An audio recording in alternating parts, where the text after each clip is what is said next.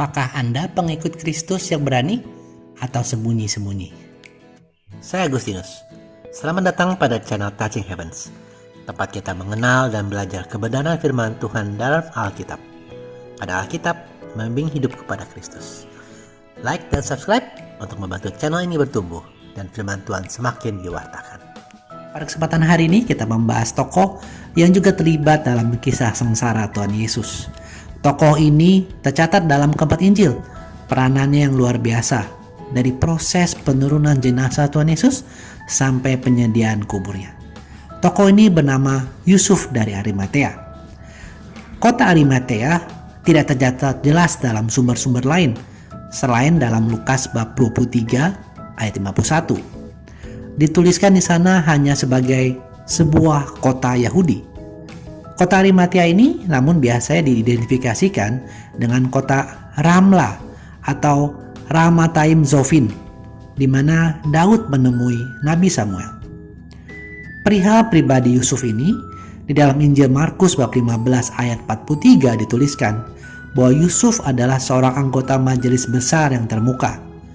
Majelis besar ini adalah Sanhedrin, yaitu Mahkamah Agung dan lembaga administratif tertinggi di Yahudi. Sanhedrin ini punya pengaruh yang besar atas masyarakat, pemerintah, dan agama. Jadi, Yusuf ini adalah salah satu pemimpin dari bangsa Yahudi di zaman itu. Namun, secara kelompok, Sanhedrin tidak setuju dengan perbuatan-perbuatan Tuhan Yesus, bahkan memusuhi Tuhan Yesus. Para anggota Sanhedrin ini berniat untuk membunuh Tuhan Yesus. Tapi tidak begitu halnya dengan Yusuf. Dalam Injil Lukas bab 23 ayat 50 dan 51 tertulis bahwa Yusuf adalah seorang yang baik lagi benar. Ia tidak setuju dengan putusan dan tindakan Sanhedrin terkait dengan Tuhan Yesus. Yusuf ini menyukai dan sangat mengikuti ajaran Tuhan Yesus karena ia menjunjung keadilan dan kebenaran. Dan karena itulah mungkin Yusuf menjadi pengikut Tuhan Yesus meski secara sembunyi-sembunyi karena takut kepada orang-orang Yahudi, seperti yang tertulis dalam Injil Yohanes 19 ayat 38. Mengapa Yusuf dari Arimatea ini takut kepada orang-orang Yahudi? Karena dia tahu bahwa orang-orang Yahudi, khususnya Sanhedrin, para pemimpin agama waktu itu, membenci Tuhan Yesus. Dan karena itu, dia bisa kehilangan jabatan ataupun reputasinya. Bahkan tertulis dalam Injil Yohanes bab 9 ayat 22, bahwa siapapun yang mengaku beriman kepada Tuhan Yesus bisa dikucilkan. Teman-teman, hal ini yang menjadi renungan kita hari ini.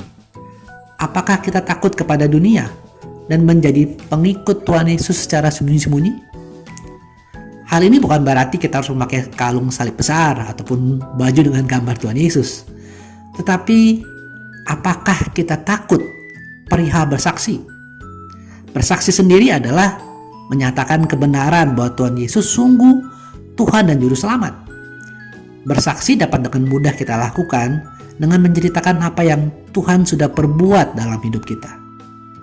Bersaksi atas kesembuhan yang kita alami, atau saat kita diluputkan dari kecelakaan, atau saat Roh Kudus mengutus orang lain untuk menolong kita.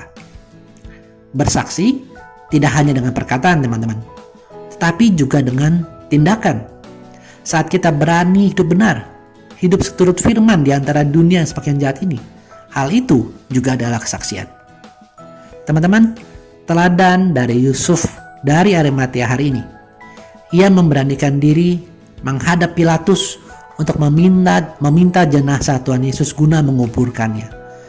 Meski tindakan ini sangat berbahaya dan bisa merugikan dirinya, bahkan bisa membahayakan nyawanya, tapi Yusuf dari Arimatea ini sadar dan memilih bahwa waktu inilah dia bersaksi bagi Tuhan Yesus.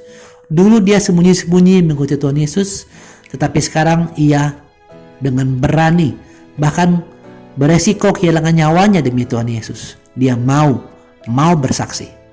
Teman-teman, mari kita bersaksi. Mungkin tidak mudah dan tidak terbiasa, tapi bagian kita adalah mau saja dulu.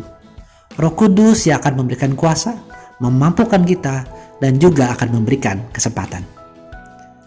Terima kasih sudah menyaksikan. Sampai bertemu pada video kenal Alkitab Rabu depan.